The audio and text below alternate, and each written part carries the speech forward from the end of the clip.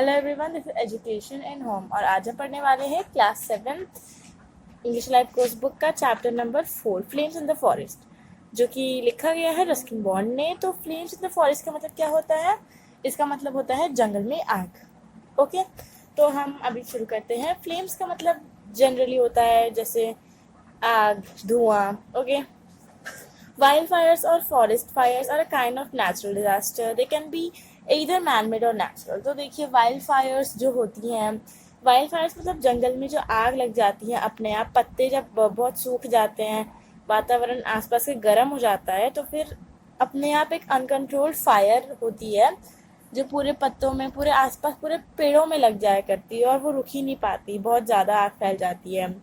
या फिर कोई जंगल में आग लग गई, तो ऐसे ही ये नेचुरल डिजास्टर, ये नेचुरली ही हो सकता है कि लीव्स गर्म हुई, वातावरण गर्म हुआ, आग लग गई अपने आप। पर कभी कभार ये मैन मेड, मतलब इंसानों के द्वारा भी बनाया जा सकता है। Forest fires can burn acres of land and consume everything on its path in no time.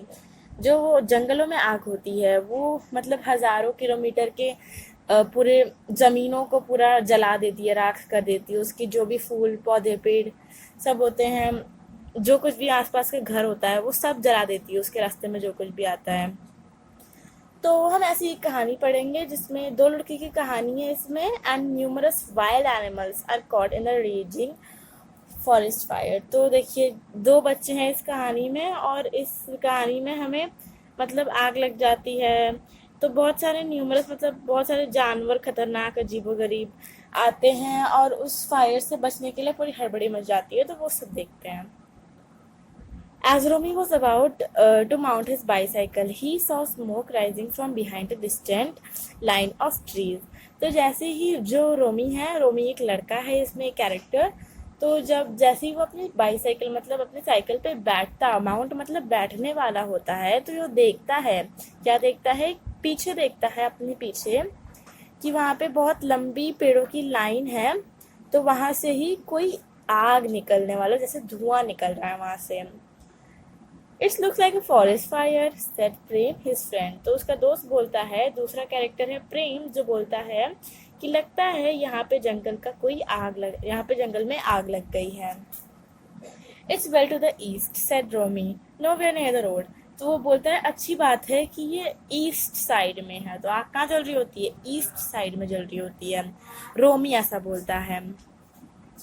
Know where near the road, और रोड पे नहीं जल रही है। वो बोलता है अच्छा ये ईस्ट की तरफ जल रही है, रोड पे नहीं जल रही। नहीं तो क्या होता, वो लोग भी जल जाते हैं, उनके घर जल जाते हैं।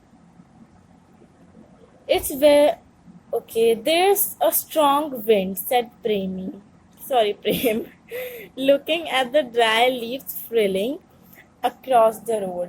तो फिर बहुत ही तेज हवा का झोंका चलता है, मतलब झोंका बोलता है कि वहाँ पे बहुत तेज हवाएं चल रही है। प्रेम बोलता है बहुत ही ज़्यादा, मतलब जो ड्राई लीव्स होती हैं वो गोल गोल घूमती हैं, मतलब इधर उधर उड़ उड़ के जाने लगती है रोड पे भी, मतलब बहुत तेज हवा चल रही होती है, कहने का मतलब है।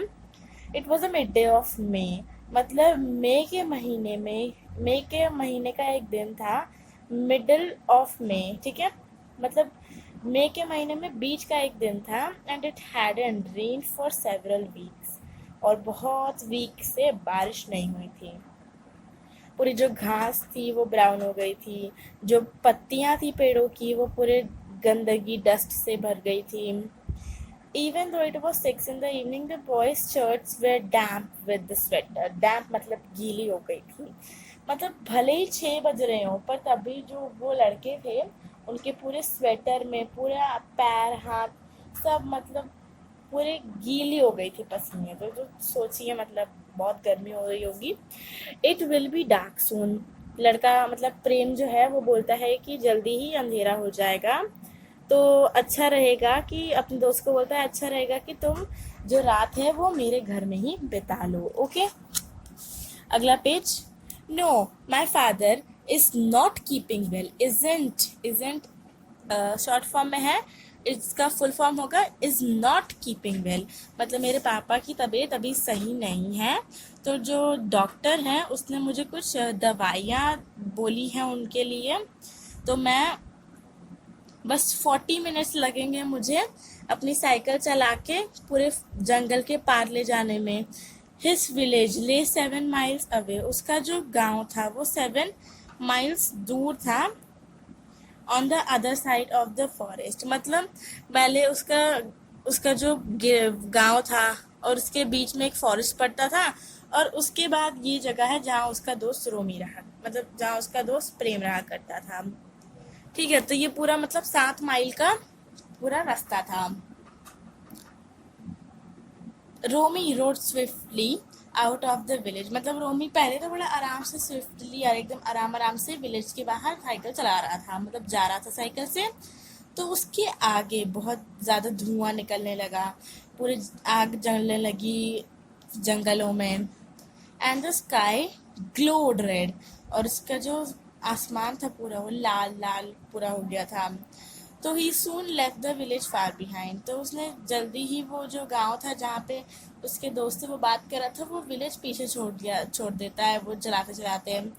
तो बहुत ही रफ, बहुत कड़ाक वाली टाइट टाइट डस्टी पूरी गंदी सी रोड थी, which cut straight through the forest, जो कि सीधा फॉरेस्ट के बीचों बीच से जाती है। Toll trees grow on either side, मतलब बीचों बीच से जाती है, तो मतलब ये होगा ना कि बहुत सारा फॉरेस्ट का लंबा लंबा पेड़ झाड़ियाँ होगा, तो वही सब वो देखता है कि लंबे लंबे ट्रीज होते हैं वहाँ पे। On either cutting of last of the day light, मतलब बहुत सारे लंबे लंबे जो पेड़ होते हैं वो लाइट, जो भी शाम के सूरज ढलते समय जो भी लाइट होती है उसे काटते हैं, उसको रोकते हैं, वो दिखता है वो। But the spreading glow of fire on the right lit up the road, पर राइट साइड पे जहाँ आग लगी थी वो उसकी वजह से, आग की वजह से बहुत रोशनी फैल गई थी सड़क पे। ओके, तो मतलब सड़क पे उसी की रोशनी फैली है।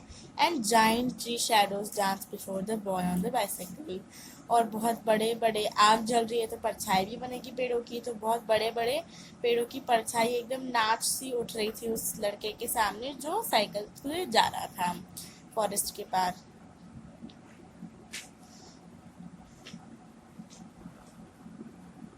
Toll trees grow on others, okay ये तो हमने पढ़ लिया।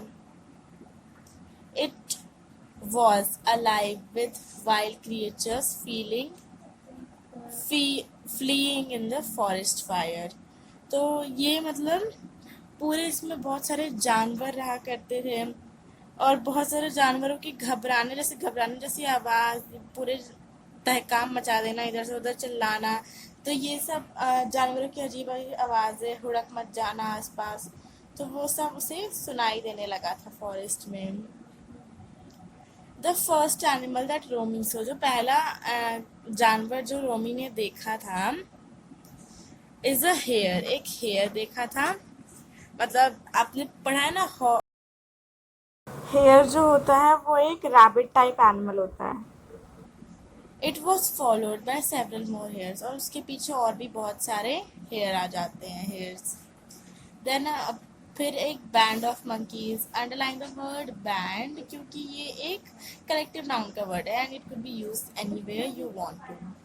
तो बैंड ऑफ मंकीज पूरा मतलब एक मंकियों का झुंड आ जाता है, उसके अक्रॉस फिर जाने लगता है। चैटरिंग एक्साइटेड, मतलब उछल कूद करते हैं, बहुत ही ज़्यादा अजीब अभी छोटी छोटी जैसे की आवाज़ निकालते हैं ना वो, वैसे ही। The fire was coming closer, मतलब आग और पास आ रही थी, तो रोमी और तेज पेडल मारने लगा। सडनली रोड के किनारे से बहुत सारे लंबे लंबे जो पूंछे वाली बर्ड्स होती है ना, वो बहुत सारे मतलब जमीन पे पड़े हुए उसने देखे।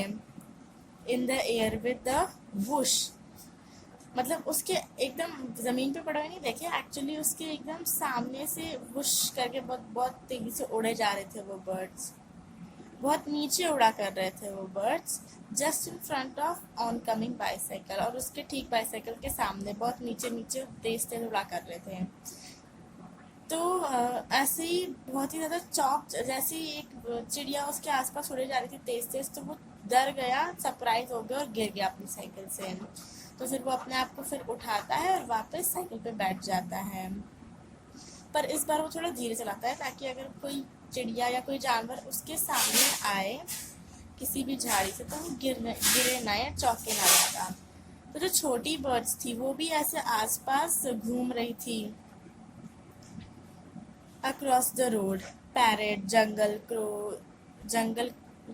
जंगली crows, owls, magpies and the air was filled with their cries। तो मतलब बहुत सारे जानवरों को यहाँ रेफर करते हुए बोला है कि बहुत सारे जानवर चिल्ला रहे थे, चीख रहे थे इधर से उधर, मतलब तहकाम मच गया था वहाँ पे।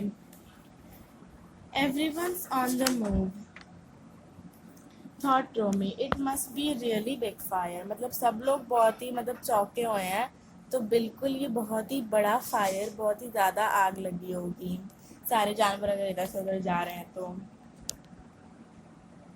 The flames were reaching out from behind, मतलब पीछे से और भी ज़्यादा आग आ रही थी, उसके राइट साइड में बढ़ती जा रही थी आग। फिर अब वो सुन सकता है कि जो सूखी पत्तियों के टकराने से या क्रैकलिंग जैसे बहुत ही छोटे छोटे साउंड बनते हैं, तो उनसे ही आग लग जाती है। द एयर, जो पूरी हवा थी, was hot on his face, उसके पूरे चेहरे के लिए बहुत गर्म पड़ रही थी। जो लीव्स थे वो बहुत ही वो लीव्स स्टिल अलाइट और टर्निंग टू सिंडर्स, मतलब लीव्स बहुत ही हल्की और बहुत ही मतलब राख में, ऐश मतलब राख में वो कन्वर्ट हो जाती है, मतलब आसमान में रहते रहते ही। Floated past A herd of deer crossed the road. For the first time, Romy felt afraid. फिर एक herd भी एक collective noun है. You can underline this also. For the first time, Romy felt afraid. और पहली बार रोमी डर गया। तो इसके आगे का चैप्टर हम नेक्स्ट वीडियो में पढ़ेंगे। Till then goodbye, take care. अगला वीडियो आप मेरे चैनल पर जाके ज़रूर देख सकते हैं, या फिर मुझे नीचे कमेंट सेक्शन में भी लिख कर भेज दीजिए।